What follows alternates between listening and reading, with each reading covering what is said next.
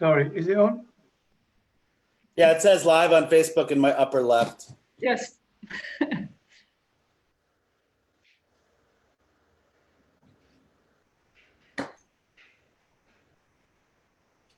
Okay. And record here. Great. All right. Good afternoon. Good morning, wherever you are. You're listening to It's Good to Talk on Resonance 104.4 FM, resonancefm.com. We're live streaming on Facebook and available on playback on YouTube. My name is Donald Hyslop. I'm an urbanist, oral historian, head of community partnerships at Tate Modern. I'm presenting these programs with Nicole van Dijk, who will introduce herself in a moment. These programs are a series of conversations with colleagues in the cultural and creative world about what they do, how they think about their work in the world, and how that all works with communities and working with communities. And we mean communities in their widest sense. And although we all work for institutions, this is very much a conversation viewed through personal perspectives. And we believe, Nicole and I, that one of the reasons we want to do this program is that theory needs to be rooted and informed by practice, and that the dialogue we have with other citizens and communities is the key to being creatively relevant. And these programs are not primarily about COVID or the coronavirus, but we do think this crisis, in some ways we're experiencing, has once more emphasized the power and the importance of talking, testimony, and listening to each other.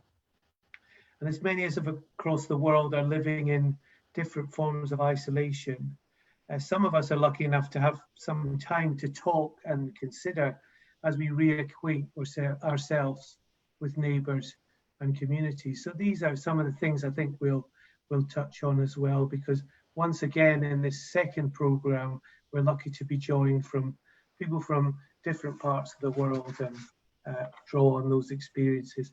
So firstly, I'm delighted to welcome Ted Riederer from New York. He's a New York-based conceptual artist, a musician, and a gallerist. So as with so many people in the creative world, multitasking. And he's worked on a whole variety of projects all over the world, one of which I worked with him on and is quite well known, called Never Records, which explores the potential of a record shop and a recording studio as an artistic community hub. He creates multi-use spaces for connecting people through recorded sound. And he also draws on a wide range of influences in his work, from Fluxus to the great music documenter Alan Lomax, through to the punk movement, which he was also a part of. So we'll come to Ted in a minute, but welcome. And Nicole? Yes, thank you. Well, as you said, I'm Nicole van Dijk. I'm a curator and program leader in the Museum of Rotterdam. And I set up in that museum what I call an active collection. It's a new collection of things happening in the city right now, and mainly communities and people who are playing an important connecting role in the city. So around this collection, we organize, of course, all kinds of events to make this connection better and deeper, and make the city in the end a better and nicer place to live in. As Donald said, we set up these conversations, but mainly with people we like or we think are interesting, and we feel a sort of connection with. And today we also have the honor to welcome Sigrid Bosmans from Mechelen, a city in Belgium. And she is currently the director of Museum Hof van Busleyden and head of Department Heritage of the city of Mechelen. Well, Sigrid also developed a new concept for the museum in Mechelen, also a participatory way of working, which is also a guiding principle for the Museum of Busleyden. Sigrid, we know each other for quite some years now. You always surprise me with your new ways of working around heritage and museums. And the last way, or the last show you are doing is very much about democracy, and making a show together with people in Mechelen. Can you maybe elaborate a bit on that? Yes, so the project you're referring to is The Ground of Things. If you say it in Dutch, it means ground, like land, but it also means foundation. And so the idea was not originally my idea. It was the idea of Willy Thomas. He's the director of theater in the city of Mechelen, Arsenal Lazarus. And the idea is very, very simple, as good ideas often are. You have 1 square meter of land, and we give it to every inhabitant in the city of Mechelen. But as you know, 1 square meter of land, you can't do a lot with 1 square meter. So we made people think about working together and what is really necessary to work on in the city. What would make them happy? What do we miss? What do we need? And we're not like often in projects like this. You make proposals and then the best proposal wins. But we chose to decide all together what would make the 20,000 square meters, but because that's what we got from our city mayor. He gave us 20,000 square meters of land to realize some of the projects.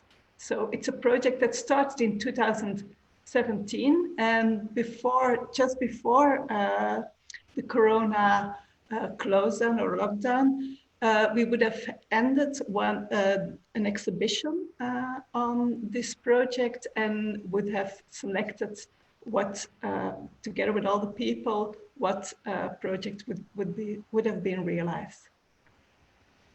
And can you tell a bit more about the way you use democracy in this project? Yes, so the whole idea is about thinking about what is our common ground?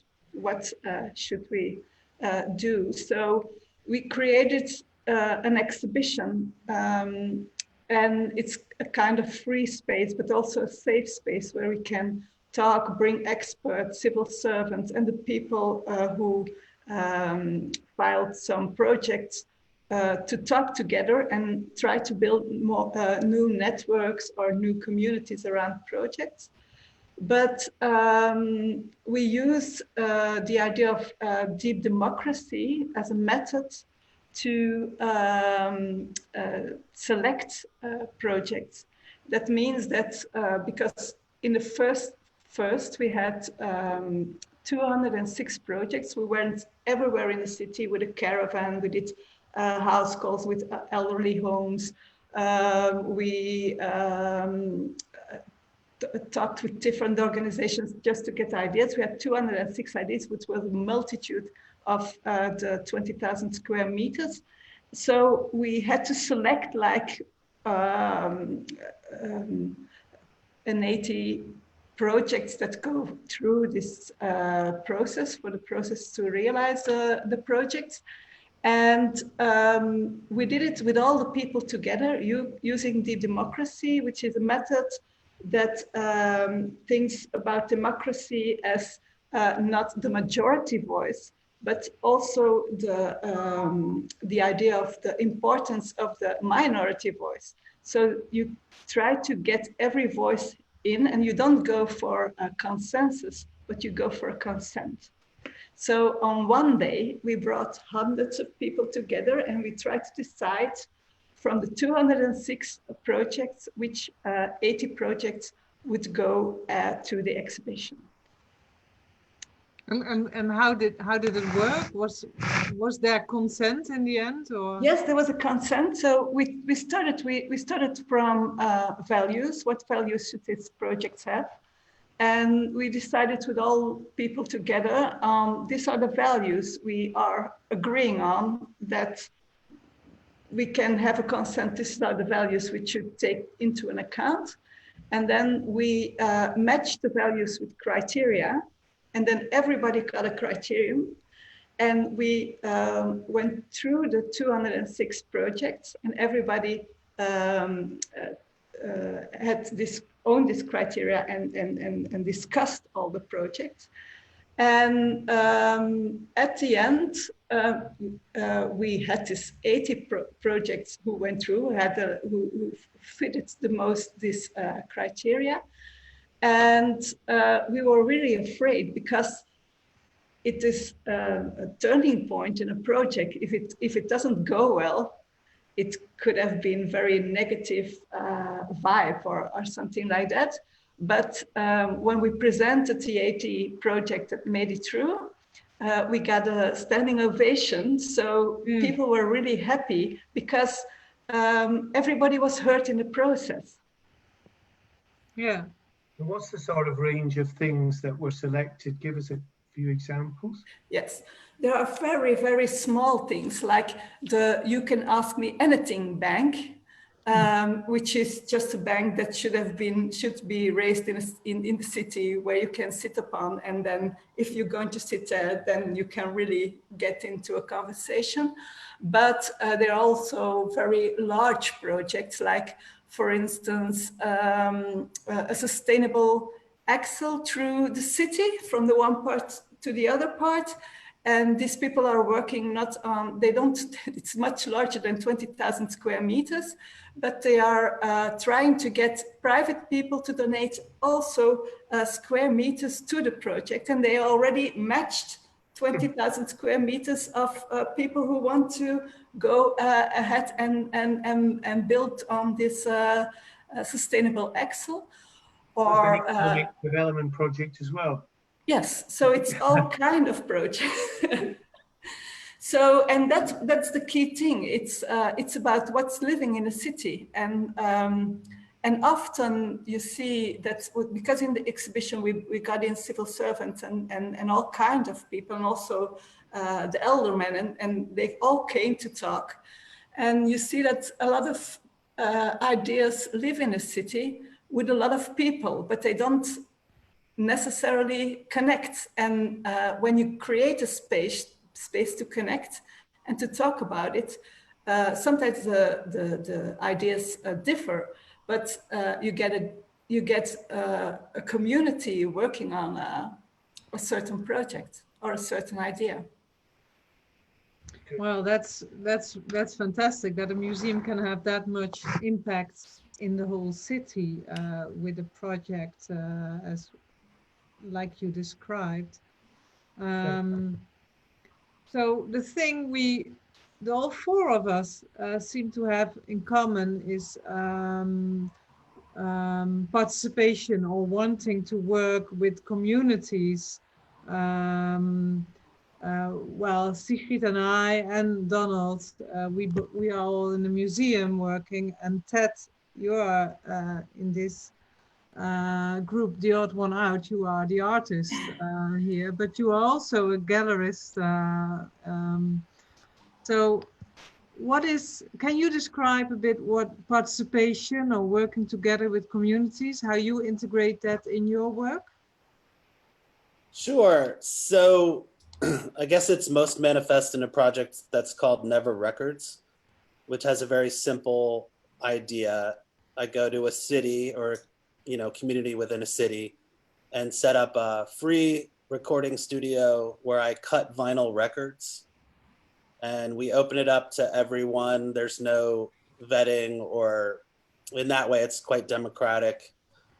Each city demands its own sort of marketing, so it can be anything from an arts organization's mailing list that announces the project, or just posters in the city. And then people come in for a 3-hour session, and I perform. So I lead them through what I call a guided meditation into the transcendental science of cutting a record. And we try to dispel all of the negative impacts of commercialism and professionalism and come to a point where we can create something very organic, very alive together. And then we capture that onto vinyl. I cut 2 copies, one for me, one for my archive, and one for the performer, and that's it. And the songs aren't for sale. There's never corporate sponsorship, more or less. I just did it at the Brooklyn Academy of Music, which has corporate sponsors, so you can hold me to the fire for that. But yeah, it's what I call a form of art that is not necessarily art. I call it platformism, where you provide, by providing someone a platform that's an open, free, holistic space, you can create something kind of magical in the process. And authorship becomes subsumed by the greater project, which, you know, in the commercial art world is kind of it's about branding, and it's about the opposite. And it's something that I quite, I fight for. I like it when the project takes over and I just become almost like the engineer or the architect of it. And it's, so I've done it now. Oh, sorry, Donald.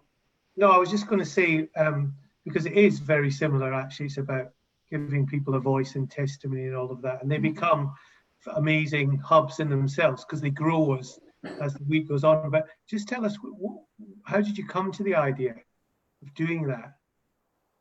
Well, so it was really the necessity. You know, you move to New York and there's no margin for time or no margin for money. So I had to kind of forge a project that sated my desire for being a musician and my desire for being an artist. And this came out of it. It's also, honestly, I got into the art game for the adventure of it. I know that that's not a common thing, but Never Records has taken me around the world, and my visual art and my performance art as well. And 2 years ago, I performed a solo guitar piece in an abandoned cockfight arena in the Andes in Ecuador. I took Never Records to Amman, Jordan in 2016 at the height of the refugee crisis. I got to spend time in London. I had a high street shop in London with a giant record on top of it. And it's really, for me, a way to see the world and meet people and just have a full and rich life. I think that's an important reminder for participants, where if you take money and, you know, professionalism out of the art experience, you get something magical and you get this fellowship, which, you know, is everything. It's a big part of this social distancing and Corona crisis, is you hear people talking about this lack of physical fellowship and how can we find that. So I'm very lucky because Never Records at the Brooklyn Academy of Music closed on March 13th. We were supposed to close on the 15th. So out of 8 weeks, I only lost 2 days because of the virus, which I feel very fortunate when this year, at the end of this year, I'll be able to take stock of my artistic practice and feel really positive about it. I know a lot of artists and performers that are just heartbroken right now because of various launches and things that were canceled, album releases, that sort of thing. But in any case, so yeah. I was going to say, did you have it with that 2 days left? Was there any half-cut records so you can have an original in the archive now, which is an uncompleted work?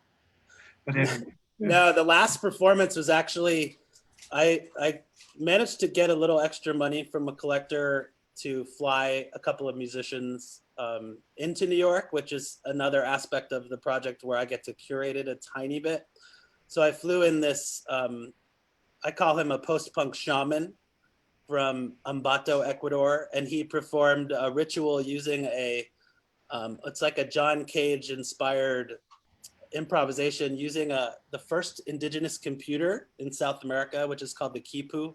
And it's basically a rope necklace with knots on it, and with the knots you can count like an abacus. And he blew a conch shell, and I really feel in retrospect that he was almost like one of the horsemen of the apocalypse, blowing the heralding the shutdown. But it was quite special that we got to end on that, and we were worried because we could have easily closed that day, and he would have traveled all that way for nothing. As it was, he got stranded in Mexico City for 6 weeks, and then had to go into quarantine in Ecuador for 2 weeks. So he paid the price for his art. Wow. And just tell us a little bit about you also, the gallery that you're involved with, that has quite a democratic model as well in its work. Yeah, so I work at a gallery called Howl Happening, an Arturo Vega project. Howl, Howl, after Allen Ginsberg's famous poem, and Happening after Caprau's concept of coming together in the spirit of fellowship and improvisation. It's a nonprofit gallery in the East Village, which is a neighborhood that is experiencing an incredible amount of commercial development. There are still a lot of the great generation, the 70s generation and the 60s, that still live there in rent control apartments. We just lost Robert Frank, the great American photographer. He lived right around the corner, and I would see him sitting in front of his apartment building every day, which was awesome. Oh, there's Robert Frank, America's greatest photographer. The neighborhood is turning into brushed aluminum and plate glass everywhere you look. Bank branches everywhere. Where it's really losing its character. The Gem Spa, which was a neighborhood store, which was famous as a hub for bohemian culture on St. Mark's, that just closed because of coronavirus. So Howl's mission, in a sense, is to not only celebrate the spirit of the East Village, which, as we know, generated a lot of global culture, but also to kind of rally everybody together and remind, the new residents of Manhattan how an artistic community can really flourish and do amazing things. So we celebrated our 5th anniversary on March 28th, and we've done 43 exhibitions, just as many catalogs. We do catalogs for every exhibition, and we've had over 500 performances and events, which is, if you do the math, it's pretty intense. And they're amazing. It's a beautiful place. We do affordable healthcare workshops, affordable housing workshops. We have an emergency phone number people can call if they have health and housing emergency. And finally, we are building a permanent collection of East Village and downtown artists that now has over 1,000 works of art. So it's just a remarkable. Can you tell a bit more about the affordable housing workshop? What do people do in that workshop? So New York is, a kind of paradox, because the artistic community made it, a sexy place to live, and then is now being displaced. I'm sure that's a story that you guys have all experienced in your communities. There are ways to navigate the housing system. They're extremely difficult and esoteric websites and housing lotteries, but we work with a group called the Actors Fund, which is sort of an actors union that's been around for 100 years. And we hold these workshops where we can get people to, we can help people to sign up for these housing lotteries. A lot of the new developments are required by the city to offer affordable housing. So like a giant skyscraper will go up and they'll have 5 to 10% of the units are deemed to be for affordable housing. The waiting lists are long, but there are a lot of success stories. You can get affordable housing. We have a couple of friends that have beautiful apartments in some modern new buildings. It's also, the workshops are also to help people deal with landlords, which is,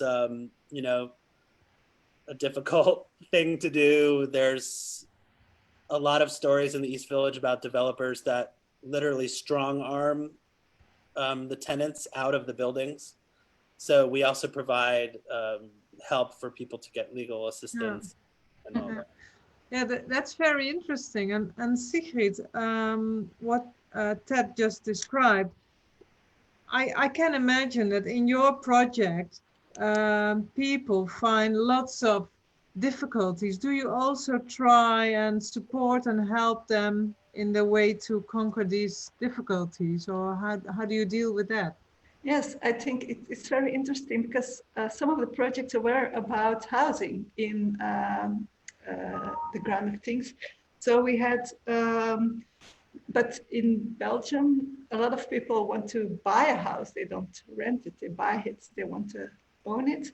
And so there was a suggestion to start a cooperation with a lot of people trying to work out a way not to buy a house, but everybody puts in money, and then you buy a house with all together, or a lot of houses of property, and you try to measure it in the phase of your life. So if you, the deal would be, if you have children, you need maybe a garden and things like that. But if you are older, you will still have the place to have a smaller apartment and things like that. So it was, and so what do we do then? We try to put them into contact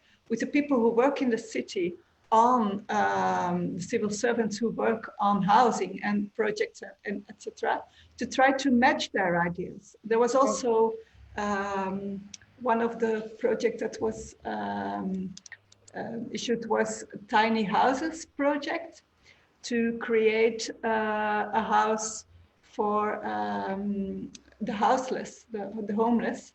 So, and the way we go about is we put experts and civil servants and artists and the people who want to create this project together. And then we start conversations with all these people to try to build on their and reimagine their project as a project that is possible to do so in the city. Yeah.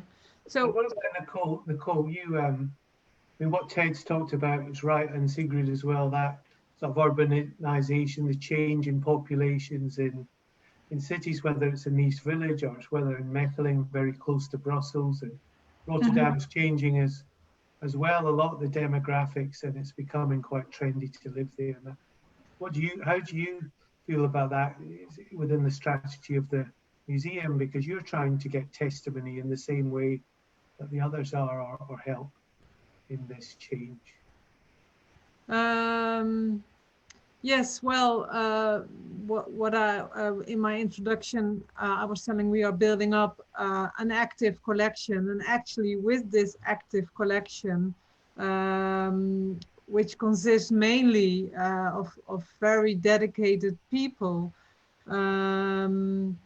we work together to, well, try and support the goals they are working on. And it's of course a way of sort of making future heritage or future history together, but also it's more a sort of a social role of the museum, where you hear the needs in different parts of the city, and try to connect other groups who can support or help in this need. So it's a way of being sort of broker of groups, because you hear all the different sounds and needs and questions and difficulties in the city. And now we set up a thing we call story cafes, where people tell their stories, and the audience is really interacting and, well, just in what you described, Sigrid, trying to respond on that in a very helpful way. So we have different examples of people now working together who connected through this story cafes. So that's actually new heritage is being made. But also it's very performative, isn't it? All of you have got strong performative elements for the people that you work with. It's a very active relationship with your communities, and even more in the gallery, and you know, it's directly related to things like housing and other. Yeah, it's interesting what you say, because Ted, in your work, music and more visual art is also more, how do you say that, connecting in a sort of new way, and you see that with you, Sigrid, as well, that it is a very multiple disciplined way of, well, being a museum. That is in my case as well. Do you think that may be a sort of future of culture, that it's more and more mixing? Well, my philosophy is that artists are soldiers against time. The idea being a successful work of art can arrest time, if only for a moment. I'm not begging for hours here. I'm talking about seconds, maybe to get someone to put down their cell phone. And I have found through my own work that synesthesia is a great way to connect with people in a meaningful way, not just a visual trope or some kind of, you know, wry amuse. It can get more than that. So yes, I have found that when you combine the senses, you can really make an impact on people. The idea of visualization of sound is crucial to Never Records. You'll see a lot of sculptures in this installation that try to evoke the visualization of sound. And then I think the moment in Never Records, which is probably the most significant, is when I show people their sound waves in a microscope etched onto the vinyl record. The idea that we're capturing something ephemeral, and it's not turned into a code, it's just printing sound waves onto the vinyl, is magical.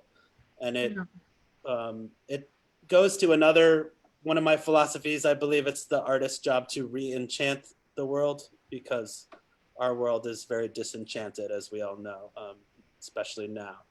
So yeah, I think synesthesia is key.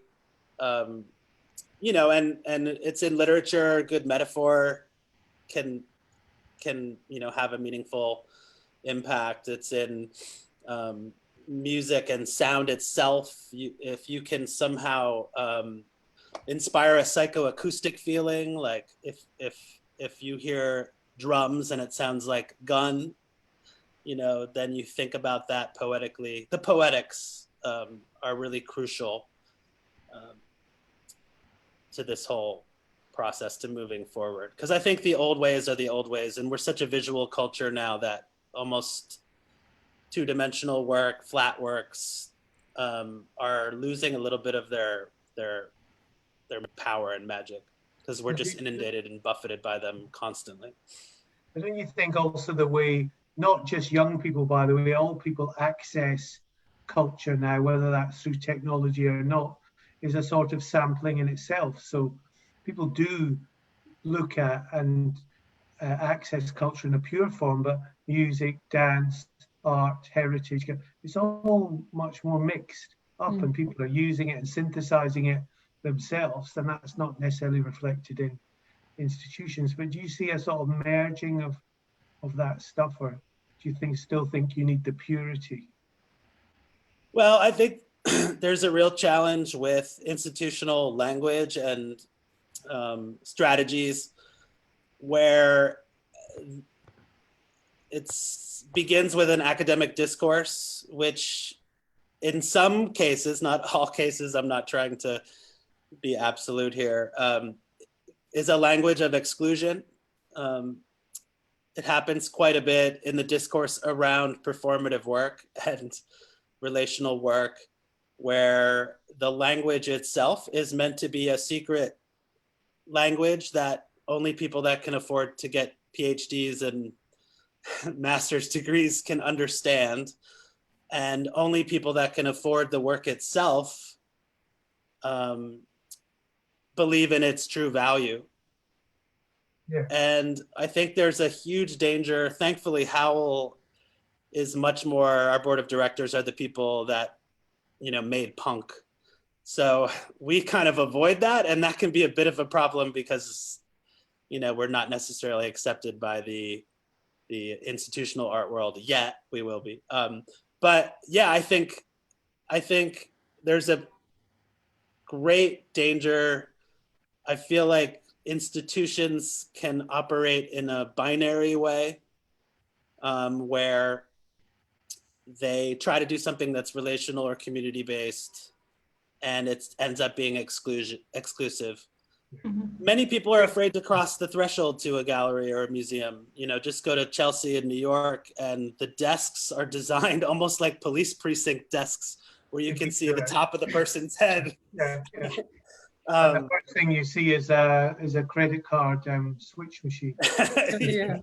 But Sigrid, how do you in a similar way, when you, and Nicole does it as well, we've all done it, when you try and introduce more democratic and participatory things into an institution like a museum, which may well be open to it, but the way a museum's set up is about experts and curators and collections having that. How does that sort of approach of giving away some of the power, how do you see that, deal with that, what happens? Well, at first, I think there's already the problem that if you think people will come to your museum to have a participatory project, you have a problem. What we did also with this project, we went out of our museum and we worked together with a theater. And so you get already this cross-sectoral work, but and then of course because we still have a permanent exhibition and things like that, and we also have, like for instance, the next exhibition will be a very classical exhibition on portraits of the Renaissance. I think everything should be able to work together. You don't have to choose only for participatory projects. You can have all these things working together. That's the polyphonic idea, I think, that a museum could be or should be. But if you will go for a participatory way of working, it's a very difficult thing to see that you really reach out to the people and don't expect them to come to your museum or don't expect them to come to your exhibition, but you go out and work with those people. So, and the interesting thing is with working with different kind of disciplines, like for instance, we had in the exhibition, an artist reimagined all the proposals, the 80 proposals. And so it took them again to another level. It made them discussable again. And then we had 4 artists in residence, and people, they would go out with people into the city and talk about their projects and make them, reimagine them for them. And that was brought in the museum again. And so you have this mix of going out, coming in, and I think it's necessary if you want to really reach out. To break the walls physically and intellectually. Yes, and mentally, yeah. But it's not that easy for everyone in a museum, because you have your curators and they. And I think it's important that their knowledge and their way of working is in value as well. But you have all different kinds of levels, and that's the way you should think about it as a museum for us, for my museum. But I don't think every museum should be in that way. I think it's a choice you make as a museum and what role you want to play in your society. Yeah. I think so. Yeah, I think so as well. What Ted just said about the language of exclusion, which is being used by lots of organizations and as well by museums. As a matter of fact, we try to use this language of exclusion in a sort of inclusive way. So we use the word collection for daily life in the city. And we use the word heritage for communities and people. We say, you are so important, you are heritage of the city and you are part of a city collection. So actually what you're saying is that the museum is in the city. For us, the City Museum of Rotterdam, that's how it should be. I think that you are in the city together with people living in the city and trying to find the meaning of culture in the city together with people in Rotterdam. And in that way, beautiful things can happen. I can give you an instance, an example. We have in our collection, we have the Bread Father. That's a man, he's living in the south of the city, and every morning he's making sandwiches for children who don't have their lunch at school. And he is just doing it. You know, he found it a very good way of spending his time. And we are saying, well, this is really important for those children and for the city.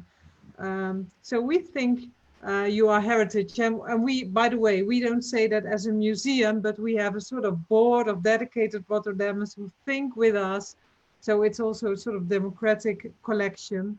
And we say, you are heritage. And he feels so uplifted, so put on a platform that actually he got wings and he's expanding his activities. And a nice thing is as well is that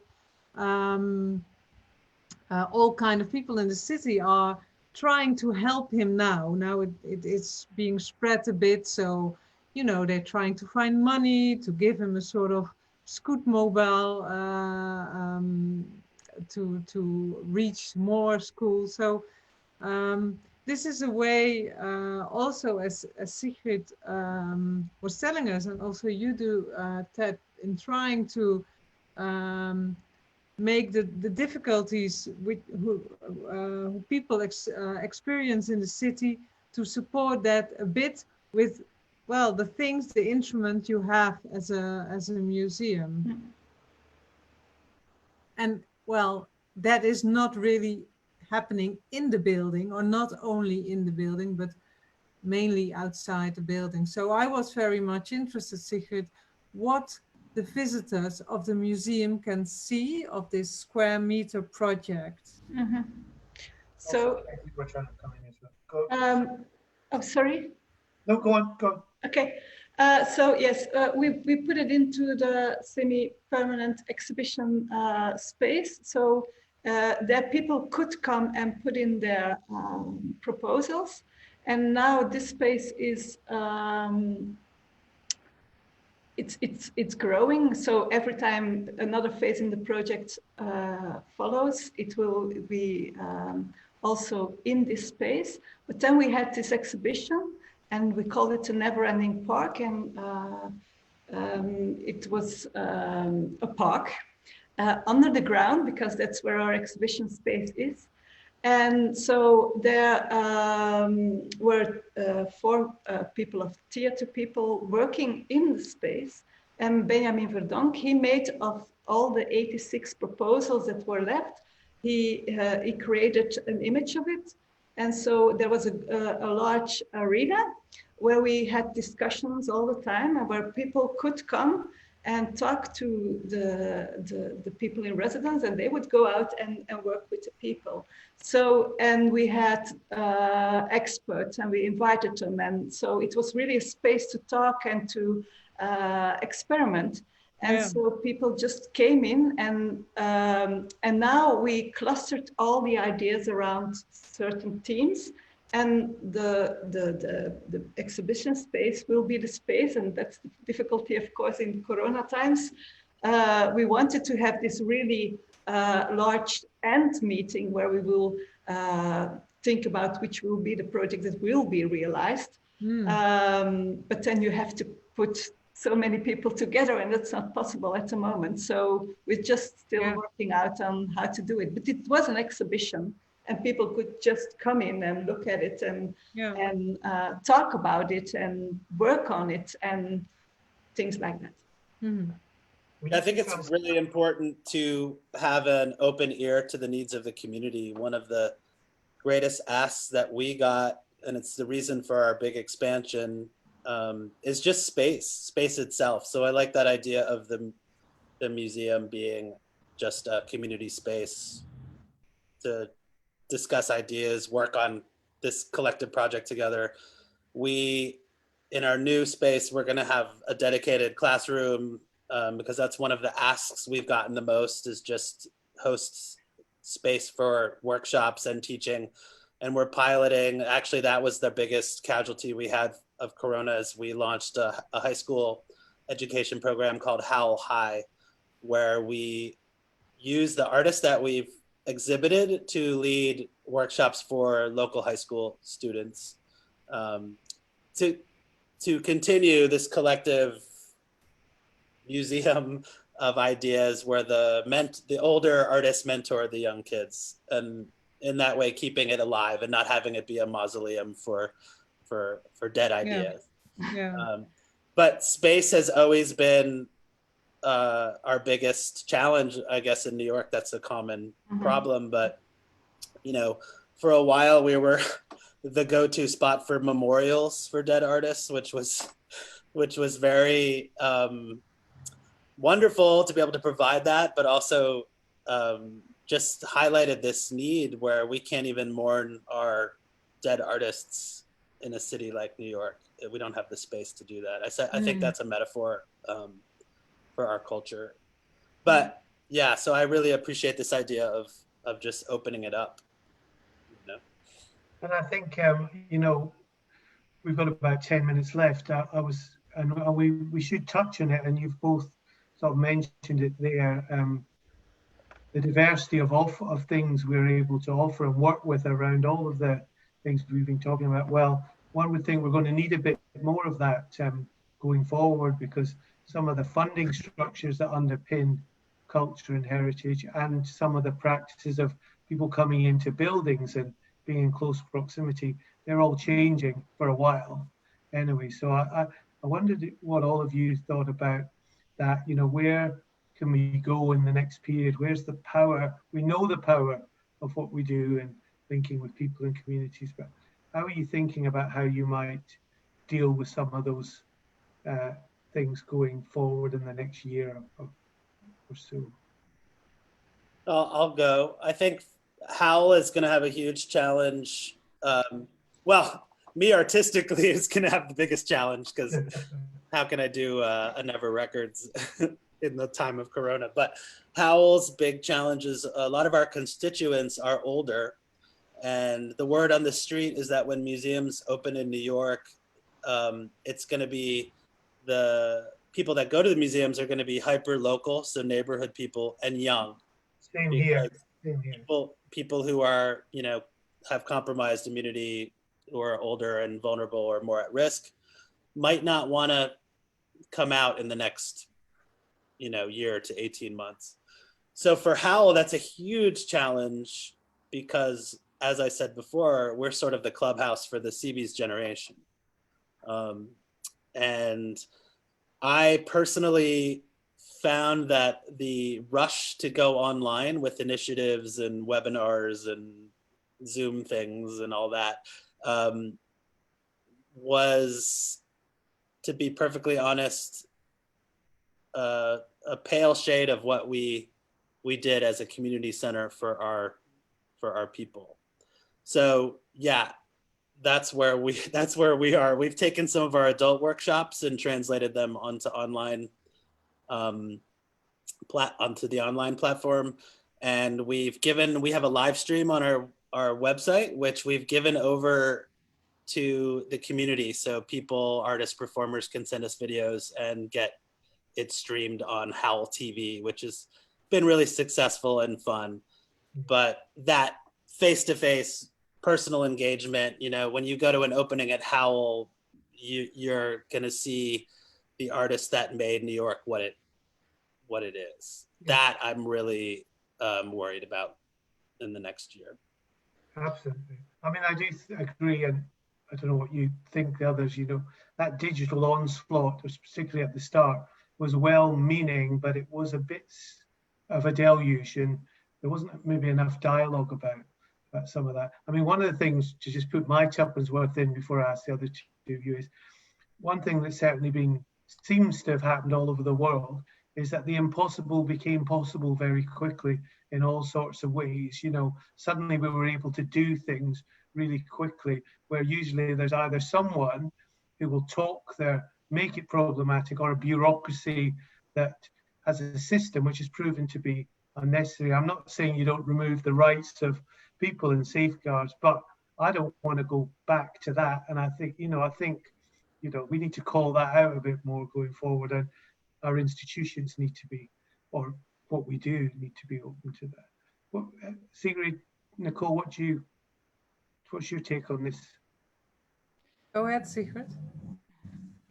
Well, I agree that it's that the possibilities. I think you can see the possibilities in what has happened, what can be changed in a very fast way, and it can happen. And I think that's the positive thing to think about. And it's but then again, we can have a lot of Zoom sessions and webinars and things like that, but it doesn't get the real dialogue, I guess, like it should be. And I think people need to be able to come together. And I think it will be a challenge to look at ways to combine those things, because maybe this is not the end of this pandemic, or so we should try and find things that can combine the physical contact and more digital contact. So I think that's a really challenging way to look at it. And a lot of projects, I think, we see now that are digital. You can see that people are looking for giving meaning or documenting what's happened and things like that. And that's really one thing, I guess, that's possible in a digital way, like documenting what's happening around the streets when people get out at 8 o'clock and sing and things like that. It will be documented, and that's a good digital thing. But when you want to talk to people and get things done, I still think it's necessary to get people together, to work together. And I think that's a very difficult thing to do. We have to think about these challenges. Yeah. Yeah, well, yeah, I agree. I think a combination would be great. Like you said, Donald, suddenly things are happening really fast. Suddenly we are able to have meetings with people from all over the world. We don't have to travel all the way. that is great. And like meetings like this, you know, you can inform and learn so much. So today I learned about platformism, about the language of exclusion and democracy, for instance. So that is a really good thing. We are, for instance, we started organizing online story cafes. First, we did it in the museum and on location in the city. Now we're doing it online, and suddenly we realized we reach so much more people than in the museum. Mhm. And in the museum, for the future, we will only be able to have 20 people together because of the 1.5 meter distance. So it would be a great combination to do things offline and online. And I hope we won't forget this period. We won't forget the things we learned in this during this period of time. Can I add something? I think what's important if we're going to go more digital, it's that we think about the inclusive story and network with organizations who can help us to bridge this problem about inclusiveness and digital learning and digital dialogue. Yeah. But you know, the other thing as well is that, you know, people want, I mean, I have to ration myself how much I look at the news now. It just like puts you in an existential crisis all the time. People want something else and need something else, and museums and music and culture and art has always been a way that people don't escape reality, but escape into a different sort of thing. So that that's going to be important as well, whether it's the, you know, recording music or doing all the things we talked about. And I'm just a wee bit worried that economically it's going to be difficult for us, whichever model we've got. There's only 1 or 2 countries that are really protecting it. So, but where there's a problem, creative find innovation, I suppose. So I think we need to apply ourselves to that a bit. Yeah, I feel like the arts have always provided a philosophical edification for everyone, whether it's art criticism or just standing in front of a beautiful painting and the awe that inspires. So I feel like going forward, the answer is the arts, honestly. Well, I think that's a great way to end it, really, on those things. And as I think you've all emphasized today, you know, the power of what we do, how it works with people, and the dialogue and democracy that comes across all the forms that we're talking about is so important, and I think stands us in good stead going forward. One must hope so. So we'll end the live stream now, and the program is Good to Talk on Resonance 104.4 FM.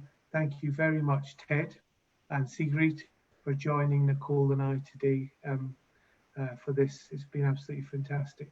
Nicole, any last words from you? Yeah, well, thank you. Thank you. It was great talking with you. Yeah, and I hope meeting you soon in the future. Thank you. Thank you.